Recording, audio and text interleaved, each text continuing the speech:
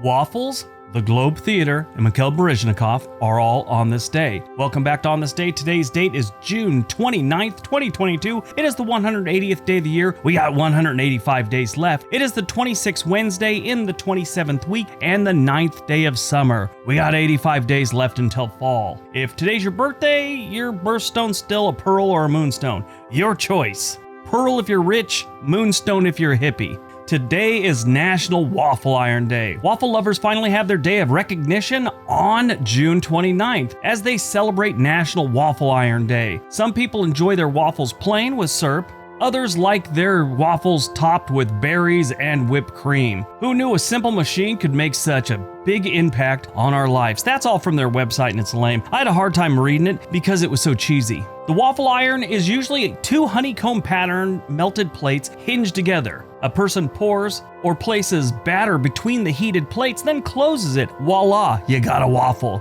Now, they're all good and great. Everyone loves a good waffle every now and then, but there's another interesting thing they were used for. They created the company Nike. Nike co-founder Bill Bowerman, an Oregon track coach at the time, used his wife's waffle iron to create a sole for footwear that would be lightweight but also grip the surface. The design would soon be called the Moon Shoe in 1972. And the Waffle Trainer in 1974. His waffle iron shoes helped spur the growth of Blue Ribbon Sports, which is Nike.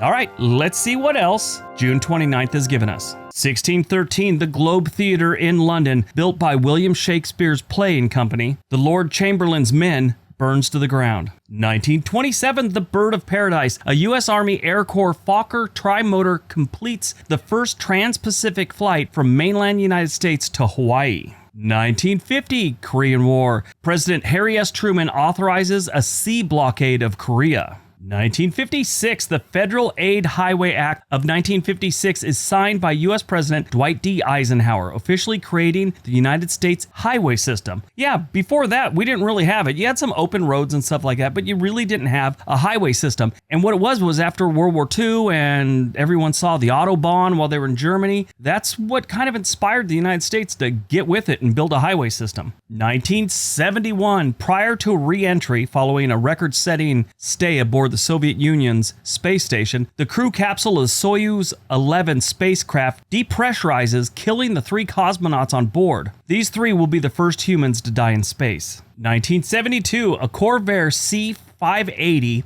and a de Havilland Canada DHC-6 Twin Otter collide above Lake Winnebago near Appleton, Wisconsin, killing 13. 1974, Mikhail Baryshnikov defects from the Soviet Union to Canada while on tour with the Kirov Ballet.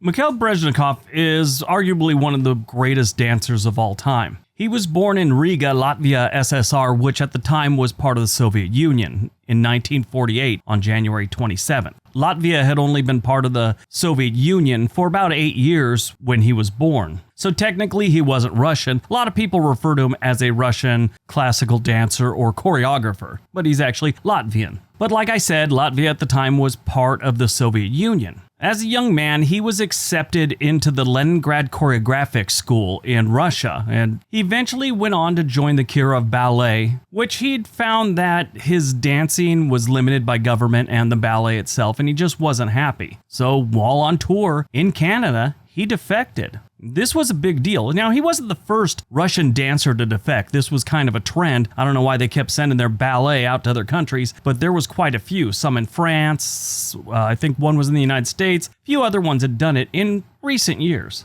Now, he joins the Canadian Ballet and eventually moves to the United States, but he starts being an actor. One of his first major roles he was in, where he kind of played himself. There was a movie called White Nights with Gregory Hines, who was a great dancer himself, tap dancer. The movie was about a Russian defector dancer. Didn't use his name, but he was flying from one country to another, but the plane had problems and had to land in Russia. Well, when they realized he was on the plane, they took him into custody and forced him to stay in the Soviet Union. As the story goes on, they want him to start dancing again. They want him to practice and all this other stuff, and they get a dance partner with him who is Gregory Hines, who is also a defector, but from the United States, the Soviet Union. Well, they develop a bond, and they decide they're going to both escape the Soviet Union. That's the whole premise of the story. It's actually pretty good. Haven't seen it in a couple decades, but I enjoyed it when I did see it. Besides Gregory Hines and Mikhail Baryshnikov, they had Helen Mirren was in it, Isabella Rossellini, and a bunch of other people I've never heard of. White Nights wasn't his first or his last acting gig.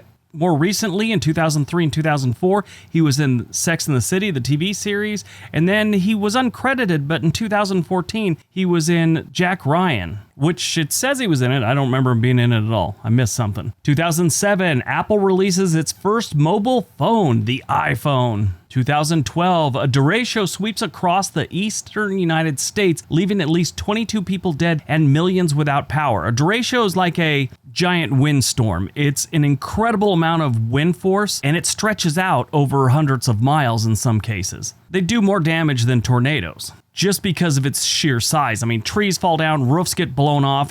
Obviously, a house when it gets hit by a tornado turns into nothing, but this covers so much area versus a tornado, it does more damage. Movies released on June 29th, 1988, Coming to America. This was a great Eddie Murphy movie. It had James Earl Jones, Arsenio Hall, Eric LaSalle. It was a pretty interesting movie about an African king that decides he's going to move to the United States to find a new wife because he doesn't want one from his country. So in his mind, he's looking on a map, where do you meet a woman? And he looks at New York City and he goes, oh, there, Queens. Queens isn't the best place. And he's like a multi-billionaire at the time in the movie. And he moves into this really crappy apartment. It's pretty interesting. Good movie. He starts working at a McDonald's place. Born on June 29th, 1982, Mr. Scarlett Johansson, Colin Jost. He is best known for his work on Saturday Night Live. He does the Weekend Update now, but he started off his career as a comedian. He's a graduate of Harvard, and he was a writer for Saturday Night Live for a long time. He worked for the Harvard Lampoon while at Harvard, which became National Lampoon, which is responsible for Animal House and all that other stuff. I should say it's not responsible. That's kind of where National Lampoon got its start. He grew up in Staten Island, and like I said, he married Scarlett Johansson. At the end of every season, they do this thing on the Weekend Update on Saturday Night Live, where the two hosts will write jokes for each other, and then they have to read them from the teleprompter without knowing what the joke is. So the guy, Michael Che, his partner, writes one, and he starts doing his fake thing about how they're doing a Rat Pack movie, and this one guy's playing Frank Sinatra, and then he goes on to read it and goes, and Sammy Davis Jr. will be played by Scarlett Johansson. So they do this back and forth. It's pretty funny. Died on June 29th, 2021, Donald Rumsfeld. He was a Republican politician who served as the Secretary of Defense for former President Gerald Ford and George W. Bush. He first held office from 1963 to 1969 as a member of the House of Representatives from Illinois' 13th District. He studied politics at Princeton. He goes way back in politics. He was actually an administrative assistant for Dwight D. Eisenhower. On June 29, 2021, Rumsfeld died from multiple melanoma at his home in Taos, New Mexico at the age of 88. He was buried at Arlington National Cemetery. He died 10 days before his 89th birthday. All right, that's today's video. Hope you guys enjoyed it. Hope you got some information out of it. Now go out, have a productive day, and be nice to each other.